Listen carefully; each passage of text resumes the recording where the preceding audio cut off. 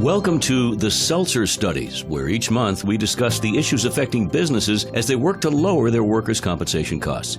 Hello, I'm Jordan Rich, and I'm speaking today with Stephen McGorry, a commercial lines account executive with the Seltzer Group. He's got a background in nonprofit work and education. Steve works with clients to integrate unique solutions and policies into their business practice, as well as assess their unique risk. You can find out more about Steve at www.seltzergrp.com. Today's subject, how a return-to-work program helps both the employer and the employee.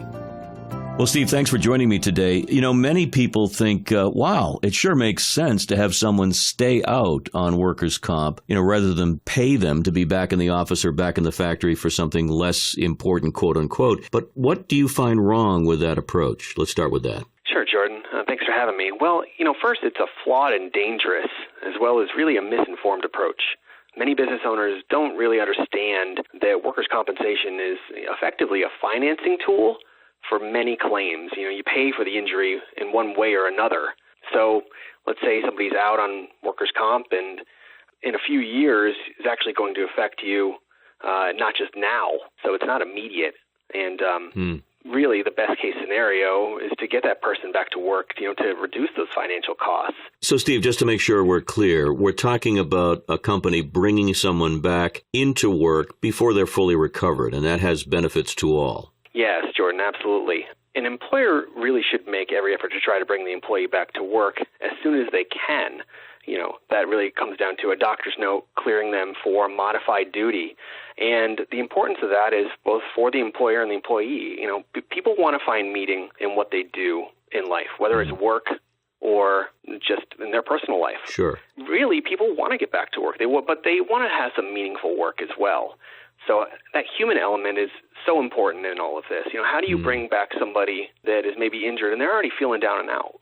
Their employer, their supervisor, plays a huge role in that human element about making them feel meaningful, getting them back to work, talking to them, and giving them a different role that hopefully can engage them in the workforce effectively. So why is it that so many employers are missing out in instituting this idea of a return-to-work program? I mean, is it simply the way people think and have thought for generations? Is it time to change the way people think about this? Yeah, it's a good thought. I hear a lot that most people say, well, I can't offer modified duty, and they have a box around what modified duty means. Is it clerical work, and their employee was doing physical labor, and they're thinking, well, I can't have that person come back to work and do desk work. That's not what their job description is, and I don't have anything else for them. So, sometimes it's about getting creative with your workplace, thinking about some other avenues for maybe this person is really gifted at their job. Their supervisor has seen them effectively communicate with other people, and they've taken on almost a mini supervisor role, or has a really good sense for a particular task. Can you utilize them? They don't have to be picking up large objects anymore. Maybe they can be on the floor in a modified duty if it's a production line or something like that. It really has to be unique to your specific workplace.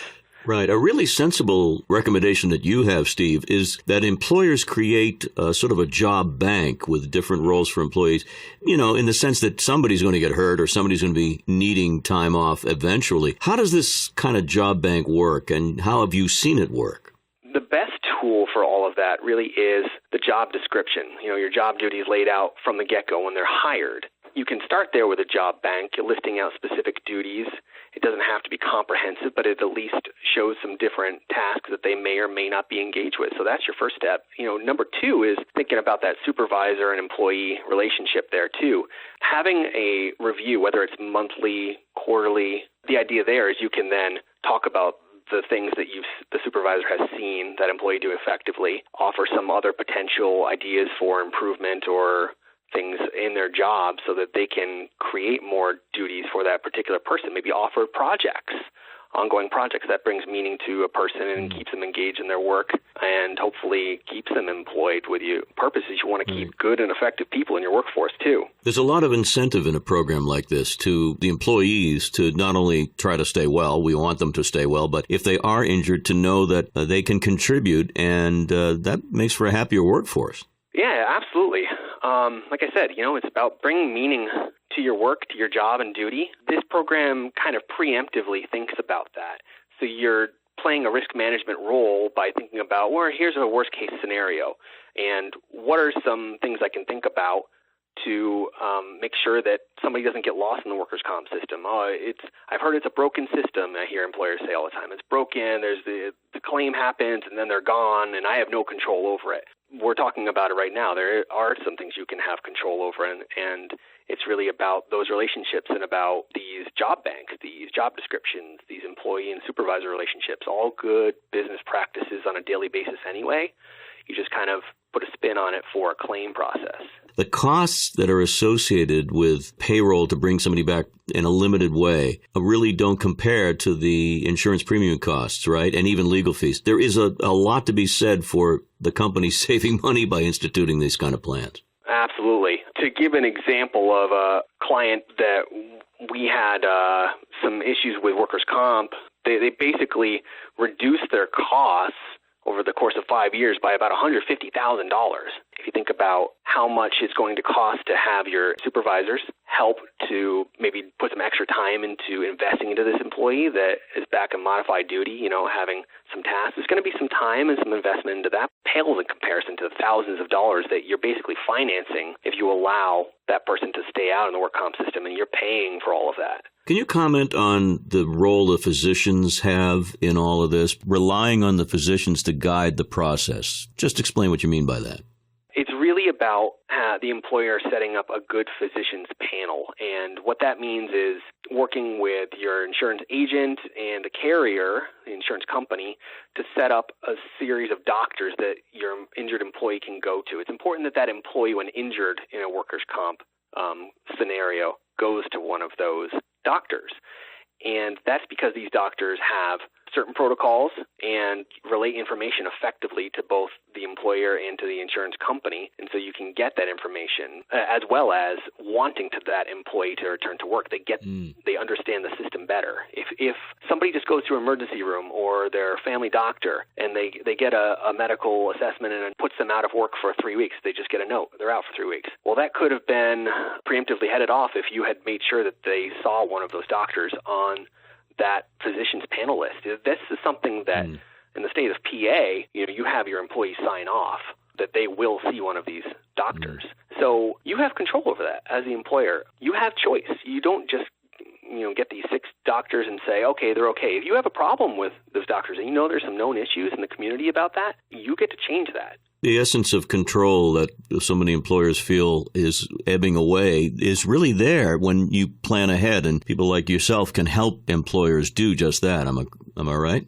That's our role here, is we really want to help businesses to bring that human function to it. With workers' comp, it's the easiest conversation to talk about people. It's all about your people and what you can do from a protocol kind of side of things and the effects it has. It's rippling effects, really. Can you usher up an example of how this has worked in everyone's favor? A client of ours was in the early childhood education field, pretty large system, and they were having lots of problems with workers' comp claims, seeing the effects and the premium side of things, as well as just feeling from the employer side of things. Again, we just don't know what to do. Another claim happened and it's a really bad injury and they're going to go out and we're never going to see them again and we're going to pay for it. So that feeling of hopelessness, of control, they didn't feel like they had a good system to deal with all of it.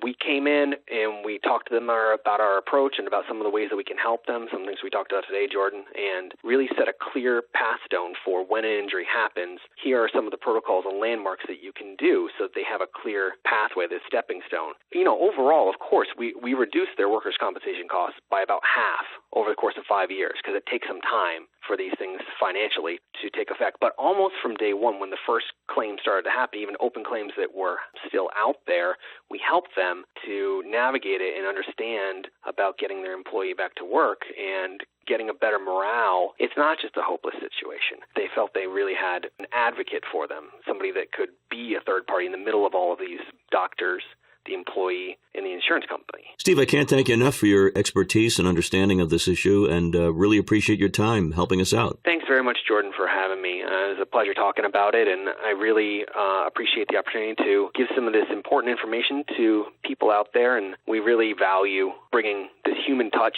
to what we do with businesses, and it's really important to me personally as well.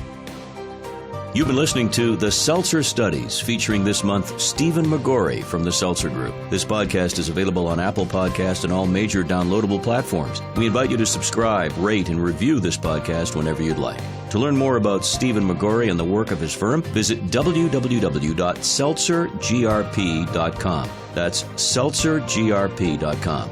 This is Jordan Rich inviting you to stay tuned for the next installment of The Seltzer Studies. Thanks for listening.